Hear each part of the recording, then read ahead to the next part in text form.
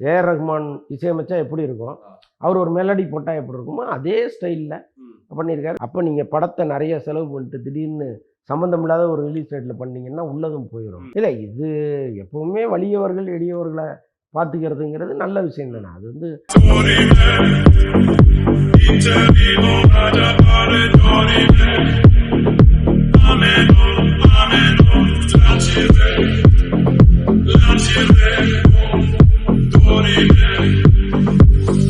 Hi வீப்ளே trending நேயர்கள் எல்லாருக்குமே வணக்கம். வலைப்பை சந்திரன் அவர்களுடைய இந்த முதல் பகுதி, இரண்டாம் பகுதி, இந்த மூன்றாம் பகுதியில் ஒரு சஸ்பென்ஸு. அந்த சஸ்பென்ஸை வந்து உடைக்கிறது தான் அந்த மூன்றாம் பகுதியோடைய வேலையே.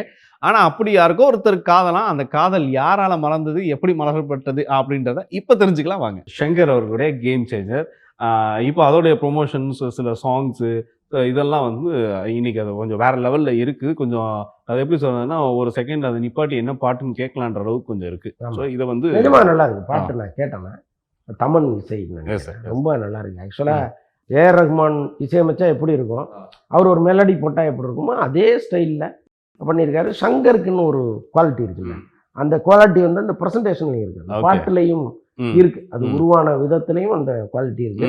படமும் அப்படி இருந்துச்சுன்னா 2 பேர் பொழைப்பாங்க, 3 பேர் பொழைச்சிப்பாங்க. யார் யார்? ஒன்னு ப்ரொடியூசர் தில்ராஜ், அது ஏற்கனவே வாரிசு எடுத்து பெரிய ஹிட் இல்லைன்னா கூட அவர் எதிர்பார்த்த ஹிட் அதுல இல்லை. ஸோ அதனால அவருக்கு அதுல ஒரு வருத்தம். அப்புறம் சங்கரே பொழைச்சாகணும் அப்படி ஒரு சூழல்ல இருக்காரு. இந்தியன் 2க்கு பிறகு அவர் வந்து அவருடைய பெருமையெல்லாம் அடிச்சு மிதிச்சு தள்ளிட்டாங்க. நீங்களாம் ஒரு டைரக்டராங்கிற அளவுக்கு பேசிட்டாங்க. ஸோ அப்போ அவர் பிழைக்கணும் இந்த படத்தில். அப்புறம் ஹீரோ, அவருக்கு அவ்வளோ பெரிய மாஸ் இருக்குது. ஸோ இந்த படம் ஹிட் ஆயிடுச்சுன்னா அவர் இன்னும் பெட்டர். ஸோ அது மாதிரி 3 பேருடைய இது இதுக்குள்ளே இருக்குது. சார், இப்போ இந்த மந்த்து வந்து சில படங்கள் வந்து கொஞ்சம் முன்னாடி, அதாவது வந்து சில படங்கள் வந்து ஜனவரியில் ரிலீஸ் பண்ணலாம் அப்படின்னு ஒரு காலகட்டங்கள் வச்சிருக்கும் போது, டிசம்பர்லேயே சில படங்களை ரிலீஸ் பண்ணிடலான்ற சில முன்னோட்டங்கள்லாம் பார்க்குற மாதிரி இருக்குது. அதாவது தேதிகளை வந்து மாற்றி அமைச்சிருக்காங்க. அந்த இதில் சில படங்கள், என்னென்ன படங்கள் ஏதாவது இப்போ இந்த மந்தில் ரிலீஸ் ஆகிறது? இல்லை, எந்த படத்தையுமே நம்ம உறுதியாக சொல்ல முடியாது. எல்லாமே ஒரு ஆக்சிலேஷன் மூட்லேயே இருக்காங்க. ஏன்னா தியேட்டர் கிடைக்கணும், இவங்க எதிர்பார்த்த வசூல் வரணும். அப்போ நீங்கள் படத்தை நிறைய செலவு பண்ணிட்டு திடீர்னு சம்மந்தம் இல்லாத ஒரு ரிலீஸ் டேட்டில் பண்ணீங்கன்னா உள்ளதும் போயிடும். ஸோ அதனால் கொஞ்சம் வெயிட் பண்ணால் கூட சரியான ரிலீஸ் டேட்டில் பண்ணலாம் அப்படிங்கிற மாதிரி கொஞ்சம் பேர் இருக்காங்க. கொஞ்சம் பேர் முன்னாடி வராங்க, கொஞ்சம் பேர் தள்ளி போகிறாங்க. இது வந்து எந்த படத்தின் ரிலீஸையும் நீங்கள் கான்கிரீட்டாக இப்போ வருதுன்னு சொல்லவே முடியாது. இப்போ பாருங்களேன், இந்த நாள் வரைக்கும் குட் பேட் அக்லி வந்து பொங்கலுக்கு வருதுன்னு சொல்லிட்டு இருந்தாங்க. திடீர்னு பார்த்தா விடாமுயற்சி கொண்டு வந்து இறக்குறாங்க. ஒரே அஜித் படம் 2 படம் வந்ததுன்னா ஒரே நாளில் என்ன ஆகும்? வர முடியாது, இல்லை, பாசிபிலிட்டிஸே கிடையாது. அப்போ குட் பேட் அக்லி மே 1ங்க. அப்போ விடாமுயற்சி வந்துருமான்னா வர்றதுக்கு வாய்ப்பு இல்லைங்க. அப்புறம் இப்படி அறிவிப்பு போட்டாங்கன்னா ஏதோ ஒரு நம்பிக்கையில போட்டிருக்காங்க, கொஞ்சம் வேகமா ஓடுவோம், வந்தா வருவோம், வரலன்னா எனக்கு என்ன அப்படிங்கிற மாதிரி சொல்றாங்க. இப்போ விடாமுயற்சி வந்துரும்னு நினைச்சுக்கிட்டு பொங்கல் அன்னைக்கு வர வேண்டிய பல படங்கள் பின்வாங்குச்சுன்னு வைங்க. இதுவும் வரல, வர வேண்டிய படமும் வரலன்னா என்ன ஆகும்? கஷ்டம். இந்த மாதிரி ஒரு பெரிய குழப்பத்தை இன்னைக்கு வந்து பல படங்களுடைய ரிலீஸ் ஏற்படுத்தியிருக்கு. முக்கியமா கேம் சேஞ்சர் வந்து இந்த குழப்பத்தை உருவாக்கியிருக்கு. ஏன்னா கேம் சேஞ்சர் வந்து அது ஸ்ட்ராங்கா நின்று ஓடிச்சுன்னா பொங்கலுக்கு வர்ற படங்கள் அடிபடும். அப்போ 2-3 படம் வர வேண்டாம், ஒரு படத்தை விடலாம் அப்படின்னு நினைச்சுக்கிட்டு வீரதீர சூரன் வரலான்னு நினைச்சாங்க, வணங்கான் வரலான்னு நினைச்சாங்க. திடீர்னு பார்த்தா விடாமுயற்சி வந்து நிற்கிது. இப்ப யாரு வேண்டான்ட்டு பின்னாடி போவாங்கன்னு தெரியல. அல்லது அவரு வராருன்னு இவரு போய், இவரு வராருன்னு அவரு போய், கடைசியில யாருமே வராம இருக்க கூட வாய்ப்பு இருக்கு. இப்படி ஒரு குழப்பமான ஒரு சூழல் இப்போ ஓடிட்டு இருக்கு. ஏன்னா இப்போ நீங்க சொன்ன மாதிரி சார், தங்கலான் படம் வந்து ஓரளவு அதுக்கான ஒரு மாசை கிரியேட் பண்ணிட்டு வந்துச்சு. இப்போ அவருடைய வித்தியாசமான கேரக்டர், அதாவது என்னன்னா, ஸோ மக்களா சில விஷயங்களை வந்து பாட்டு ஜாலி அப்படின்ற மாதிரியான ஒரு சப்ஜெக்ட் வந்து வீரதீர சூரன். இதுல எப்படி சார், ஒரே கேரக்டர்ல வராரா, இல்ல அந்த பேருக்கு அந்த தலைப்புக்கு தகுந்த மாதிரி ஒரு 2 கேரக்டர் 3 கேரக்டர் அந்த மாதிரி? இல்ல இல்ல இல்ல அது வராரு, பட் நிறைய சஸ்பென்ஸ் அதுக்குள்ள வச்சிருக்காங்க. நம்ம அது கரெக்டா நம்மளால சொல்ல முடியல. பட் அந்த ஒரு சின்ன டீசர் ஒன்று வந்து ஒரு மிகப்பெரிய உழுக்கிருச்சு. இது வந்து சூப்பரான படம், இதில் ஒன்றும் டவுட்டே கிடையாது அப்படிங்கிற அளவுக்கு ஒரு விஷயத்தை உருவாக்கி வச்சிருக்கு. இது எப்போ வந்தாலும் ஒரு கூட்டம் வந்து அதை பார்க்கறதுக்கு ரெடியாக இருக்குது. இன்னும் ஆவலாக எதிர்பார்த்துட்டு இருக்காங்க. ஸோ அந்த மாதிரி அதுவும் விக்ரமுக்கும் அது வந்து தங்கலான் பண்ணார், அவருக்கு ரொம்ப அதை நம்பினார் அந்த படத்தை. இந்த படம் வந்த பிறகுதான் நம்ம இன்னொரு படத்தை கமிட் பண்ணணும்னு வெயிட் பண்ணிட்டு இருந்தேன். நிச்சயமா சார். அதே மாதிரி சம்பளம் யாராவது பேச வந்தா இல்ல தங்கலான் வந்துட்டோம், நம்ம வந்த பிறகு வேற சம்பளம் சொல்றேன். கடைசியில அது வந்த பிறகு இருக்கிற சம்பளத்தையும் குறைக்கிற மாதிரி ஆயிடுச்சு. அந்த அளவுக்கு சூழல் இருந்துச்சு. அதனால இந்த படத்தை அவர் ரொம்ப நம்பிட்டு இருக்காரு. ஓகே, கமர்ஷியலா இருக்கும். நிச்சயமா. அப்புறம் இப்போ பார்த்தீங்கன்னா ரொம்ப ஒரு புரட்சிகரமான விஷயங்கள் தான். ஸோ இது வந்து எப்படின்னா ஒரு சீமான் அவர்களும் காவேக்காக்கூடிய ஒரு விஷயம், எப்படி விஜய் எப்படி ஒரு விஷயத்த பண்ணாரோ அதே மாதிரியான ஒரு சமீபத்தில் ஒன்று. அதுக்கு முன்னாடி ரஜினி அவர்களை போய் சந்திச்சிருக்காங்க, சூப்பர் ஸ்டாரை சந்திச்சது ஒன்று. ஸோ இதெல்லாம் வந்து எதெல்லாம் வெளிப்படுத்துது? இவர் விஜய் அவர்களுக்கு எதிர்ப்பாக செயல்படுறாரா சீமான் அவர்கள்? நிச்சயமா எதிர்ப்பா தானே செயல்படுவார். ஏன்னா இவருக்கும் அவருக்கும் இருந்த நல்லுறவு முறிஞ்சு போய் சரி ரொம்ப நாள் ஆயிடுச்சு. ஓகே. ஸோ அதனால அதுக்கப்புறமும் விஜய் வந்து அவருக்கு பிறந்த நாள் வாழ்த்தெல்லாம் சொன்னார். அது அரசியல் நாகரிகம்னு அவர் நினைக்கிறாரு. பட் இருந்தாலும் விஜயை வந்து இவர் நம்பினார்ல சீமான், அந்த நம்பிக்கை இப்போ இல்லை. அது காரணம் வந்து விஜயே இவரை வந்து கொஞ்சம் தள்ளி வச்சது தான். இப்போ ஒரு பெரிய கூட்டம் வந்து நாம் தமிழர்லேருந்து வெளியேறிட்டது. பல மாவட்டங்களில் கும்பலாக விலகி வேறு கட்சியில் சேர்றாங்க. அதுக்கு ஒரு பக்கம் திமுக காரணமாக இருக்கும். ஏன்னா இப்போ அந்த கட்சியை மெல்ல மெல்ல அந்த கூடாரத்தை அசைச்சோம்னா தான் நம்ம வந்து வர்ற தேர்தலில் ஒரு இடத்துல ஸ்ட்ராங்காக நிற்க முடியும் அப்படின்னு அவங்க நினைக்கிறாங்க. அதனால் அங்கே கொஞ்சம் இறங்கி வேலை பார்க்குறாங்க. இன்னொரு பக்கம் விஜய் ரசிகர்கள் ஏற்கனவே நாம் தமிழரில் இருந்தவங்க அப்படியே விலகி இங்கே போக ஆரம்பிக்கிறாங்க. ஆக மொத்தம் இந்த நாம் தமிழர் கூடாரம் வந்து கொஞ்சம் கலகலத்து போயிருக்கிறது தான் உண்மை. ஸோ இந்த சூழலில் ரஜினியினுடைய ரசிகர்கள், அப்போ விஜய்க்கு நேர் எதிரி யாருன்னா ரஜினி தான். இப்போ சமீபத்தில் அவங்க 2 பேருக்கும் நடந்த இந்த காக்கா கழுகு பஞ்சாயத்துக்கு பிறகு அது ரசிகர்கள் மோதலாகவே மாறிடுது. ஸோ இந்த சூழலில் விஜயை எதிர்க்கிற சீமான் வந்து நேராக ரஜினியை சந்திக்கும் பொழுது ரஜினி ரசிகர்கள் சீமானுக்கு ஆதரவு தெரிவிப்பாங்க அப்படிங்கிற அளவுக்கு அவருக்கு ஒரு கணக்கு இருக்குது. அந்த கணக்கு நிறைவேறுமாங்கிறது தெரியாது.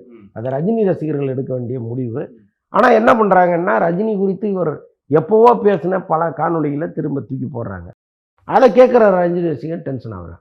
நீ இவ்வளோ கேவலமாக திட்டிட்டு இப்போ பக்கத்தில் வந்து நின்று ஃபோட்டோ எடுத்தால் நாங்கள் வந்து ஒத்துப்போமா? நாங்கள் அதெல்லாம் முடியாது, ரஜினியே சொன்னால் கூட நாங்கள் கேட்க மாட்டோங்கிற அளவுக்கு அவங்க ஒரு பக்கம் கருத்துக்களை பதிவிட்டுக்கிட்டு இருக்காங்க.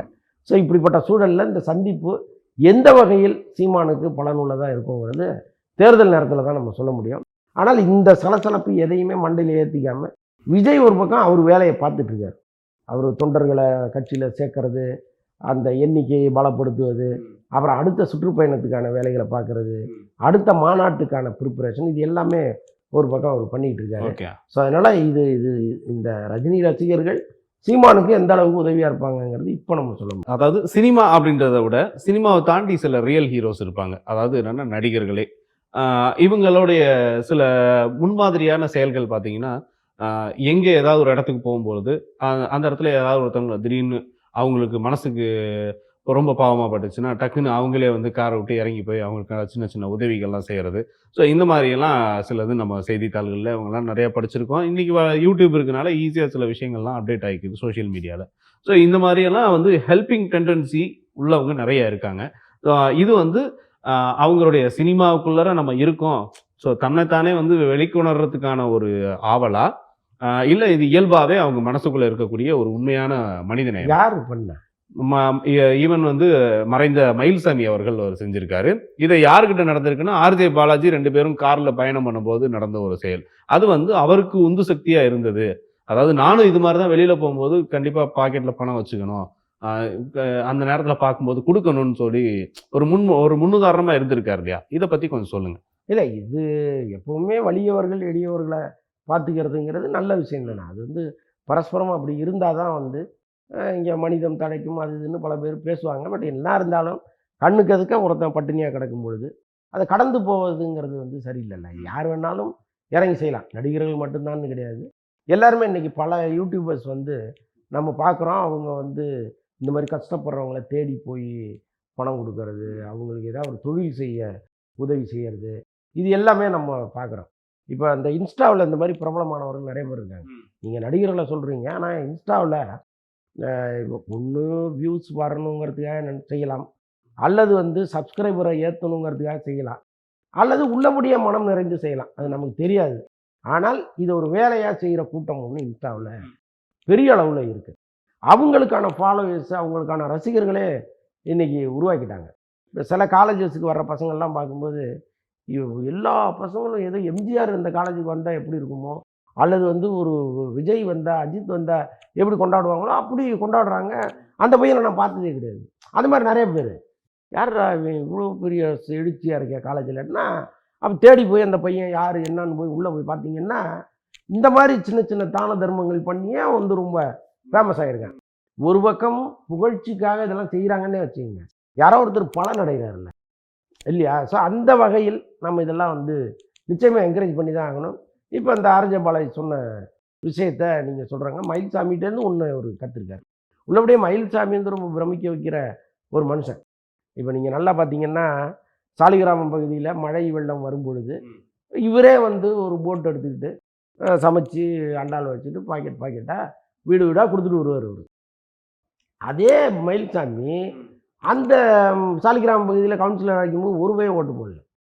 புரியுதா உங்களுக்கு? இப்போ இதுதான் நம்ம மக்களுடைய ரியாக்ஷனு. இருந்தாலும் மயில்சாமி ஒரு முறை கூட இதை பற்றிலாம் அவர் வருத்தப்படவே இல்லை. அவர் வேலையை அவர் செஞ்சுட்டே இருப்பார். அவர்தான் என்னை சுற்றி இருப்பவர்கள் நல்லா இருக்கணும்னு நினைக்கிற ஒரு கேரக்டர். அவர் ஆர்ஜே பாலாஜிக்கு ஒரு விஷயத்தை கடத்திட்டு போகிறாரு. அவர் இந்த மக்கள்கிட்ட அதை சொல்லி எல்லாரையும் மோட்டிவேட் பண்ணுறாருங்கிறது நிஜமாக நல்ல விஷயம் தான். தொடர் ஓட்டமாக தான் நம்ம இதை பார்க்கணும். கண்டிப்பாக அவருக்கு பாதித்த விஷயங்கள் கூட சொல்லிக்கிட்டாரா? ரொம்ப பிடித்தமான ஒரு காரை வந்து தொட்டு பார்க்கும்போது அதை தொடாதீங்க அப்படின்னு சொல்லி அதோட உரிமையாளர் ஓட்டுநரும் வந்து சொல்லியிருப்பாங்க போல் இருக்கு. அதையும் சொல்லி ரொம்ப வருத்தப்பட்டிருக்காரு. அப்போதான் நான் வாங்கணும்னு நினைச்சேன் ஸோ அப்படின்ற ஒரு விஷயத்தையும் அதில் பகிர்ந்துக்கிட்டதா படித்த மாதிரி இருந்தது. சார், இப்போ வந்து ஏஐயில் எவ்வளோ விஷயங்கள் வந்து புதுசாக கொண்டு வராங்க. நமக்கு பிடிச்சமான ஒருத்தரை வந்து நம்ம ஏஐ மூலமாக பார்க்கறது ரொம்ப பிடிச்சிருக்கு, பெரிய வரப்பிரசாதம். அதில் எஸ்பிபி அவர்களுடைய குரலை வந்து பதிவிட்டதுக்கு அவருடைய மகன் வந்து வேணாம் அப்படின்னு சொல்லியிருக்காரு. எதுக்கு அந்த தவிர்ப்பு? இல்லை, அவர் வேணான்னு சொன்னது என்னென்னா, எஸ்பிபியை நகல் எடுத்த மாதிரி எஸ்பிபி சரணே இருக்கார். நீங்கள் உள்ளபடியே எஸ்பிபி குரல் வேணும்னா நீங்கள் சரணுக்கு வாய்ப்பு கொடுக்கலாம்ல. சரணை விட்டுட்டு நீங்கள் எஸ்பிபி குரலை எடுத்துகிட்டு வந்து அதை ஏஐயில் பண்ணி நீங்கள் அவங்க வீட்டுக்கு பணம் கொடுக்கறதுக்கு நேரடியாக எஸ்பிபி சரணையை நீங்கள் பயன்படுத்தலாமேங்கிறது தான் நான் கேட்குற கேள்வி. சரண் அப்படி கேட்க மாட்டார். எனக்கு நீங்கள் அந்த வாய்ப்பு கொடுங்கன்னா ஒரு கேட்கவும் மாட்டார். நான் கேட்குறேன், அதை நீங்கள் பண்ணலாம்ல. ஒருவேளை ஒரு பெக்குலியரான வாய்ஸ் இருக்குது, அதை யாராலையும் பாட முடியாது, அது அவரால் தான் பாட முடியும் அப்படின்னா நீங்கள் அந்த குரலை ஏஐயில் கொண்டு வரதில் ஒரு நியாயம் இருக்குது. அதே குரல் இப்போ விஜய் யேசுதாஸ் வந்து அவங்க அப்பா யேசுதாஸ் மாதிரியே பாடுறாரு. அப்போ யேசுதாஸ் குரலை நீங்கள் ஏஐயில் கொண்டு வரணும். ஒன்று இங்கே ரெடியாக இருக்குல்ல, உங்கள் வாரிசே ரெடியாக இருக்கும்போது நீங்கள் அதை பயன்படுத்திக்க வேண்டியது தானே. ஸோ அப்படி தான் வந்து இதை நம்ம எடுத்துக்கணும். அதை தாண்டி ஏஐ வந்து இன்றைக்கி ஒரு நல்ல ஒரு டெக்னிக்கலான ஒரு விஷயமாக இருக்குது. நான் டெக்னாலஜியில் இன்றைக்கி ஒரு முதலிடத்தில் இருப்பது ஏஐயாக இருக்குது. இது வந்து என்ன மாதிரி நல்லபடியாக பயன்படுங்கிறத நம்ம போக போக தான் பார்க்கணும். ஏன்னா இப்போ இந்த ரொம்ப ஆரம்ப கட்டத்தில் இருக்குது.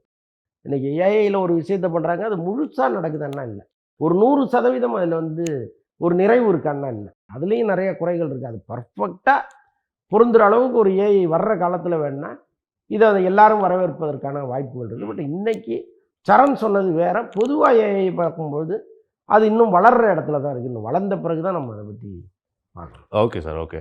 அதே மாதிரி விஜய் தேவரகொண்டா அண்ட் ராஷ்மிகாவோடைய காதல், அதே மாதிரி தன்னோட இப்போ ரீசெண்டாக ஒரு மேடையில் கூட சொல்லியிருப்பாங்க, எனக்கு சொந்த வீடு கூட இல்லை அப்படின்னு சொல்லிட்டு ரொம்ப ஃபன்னியாக பேசியிருப்பாங்க. ஸோ அவங்களுடைய காதல் அது உண்மைதானா? என்னைக்கான ஏன்னா ஆந்திரா இண்டஸ்ட்ரியில் பார்த்தீங்கன்னா தெலுங்கு இண்டஸ்ட்ரியில் அவங்க காதலிக்கிறாங்கன்னு தகவல் வருது. பட் நமக்கு தெரியாது. இப்போ கீர்த்தி சுரேஷும் விஜயும் காதலிப்பதாக பல பேர் இங்கே மாஞ்சி எழுதுனாங்க, பேசுனாங்க. பார்த்தீங்கன்னா நம்ம சொன்னோம், ஒரு 6 மாதத்துக்கு முன்னாடி சொன்னோம், அவங்க கூட படிக்கிற பையனை அவங்க 15 வருஷமாக லவ் பண்ணிகிட்டு இருக்காங்க, அந்த பையனை தான் கல்யாணம் பண்ணிக்க போகிறாங்கன்னு நம்ம சொன்னோம். இன்றைக்கி அதுதான் நடந்துருக்கு.